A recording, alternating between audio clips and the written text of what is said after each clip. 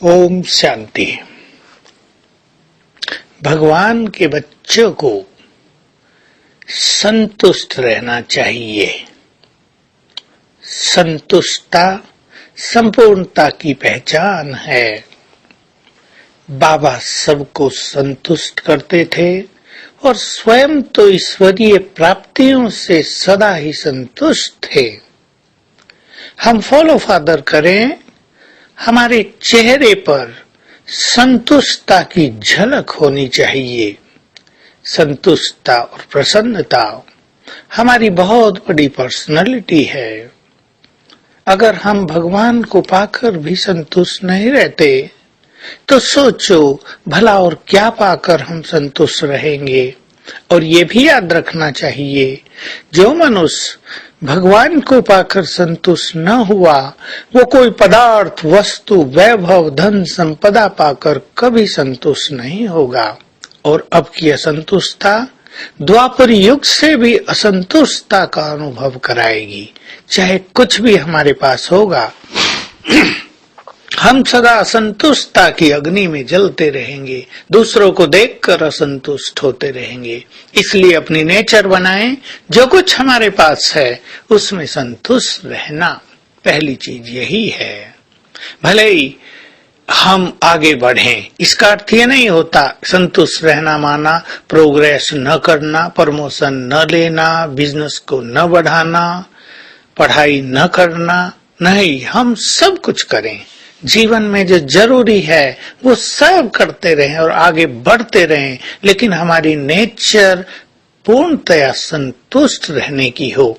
जो हमारे पास है उसमें भी हम संतुष्ट, और जो हमें मिल गया है उसमें भी हम संतुष्ट। कभी कभी क्या होता है, एक मनुष्य बहुत ऊंचा टारगेट बनाता है, लेकिन अगर वो प्राप्त नहीं होता तो वो बहुत निराश हो जाता है, संपूर्ण रूप से जीवन से ही असंतुष्ट हो जाता है, निराश हो जाता है।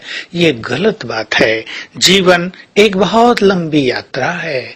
इसमें यदि हम छोटी छोटी बातों में असंतुष्ट होते रहेंगे तो हमारी शक्तियां नष्ट होती रहेंगी।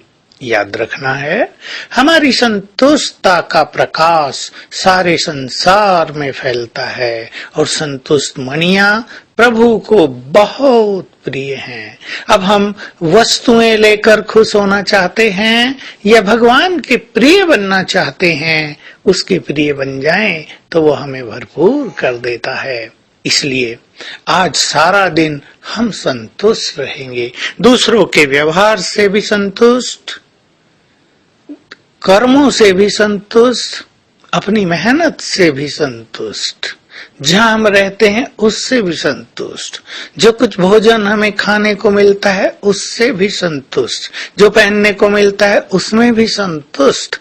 कभी कभी कंपैरिजन करने की नेचर मनुष्य को असंतुष्ट कर देती है, लेकिन हमें कंपैरिजन नहीं करना है। आज ये धारणा हम बहुत पक्की करें, हमें किसी से तुलना नहीं करनी है। हमारे पास जो कुछ है वो बहुत अच्छा है, हमारा पाठ जो है वो बहुत बहुत सुंदर है।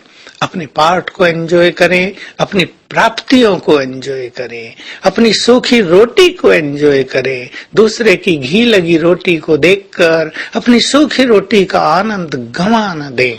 तो आज सारा दिन बहुत सुंदर अभ्यास करेंगे, पहुंचेंगे सूक्ष्म लोक में। बाबा के साथ, बाप दादा के साथ डांस करेंगे, हाथ मिलाएंगे, गले लगेंगे, दृष्टि लेंगे। और फिर देखो बाबा कहता है, बच्चे परमधाम में चलो, वो तुम्हारे परम पिता ज्ञान सूर्य उसकी किरणों के नीचे बैठ जाओ। और हम पहुंच जाते हैं वहां। फिर वहां से वापिस बुलाता है बाबा और कहता है, जाओ नीचे, वो तुम्हारा शरीर, उसमें प्रवेश करो। और मैं आत्मा उड़कर उसमें प्रवेश कर लेती हूँ, भ्रकुटी सिंहासन पर चमक रही हूँ।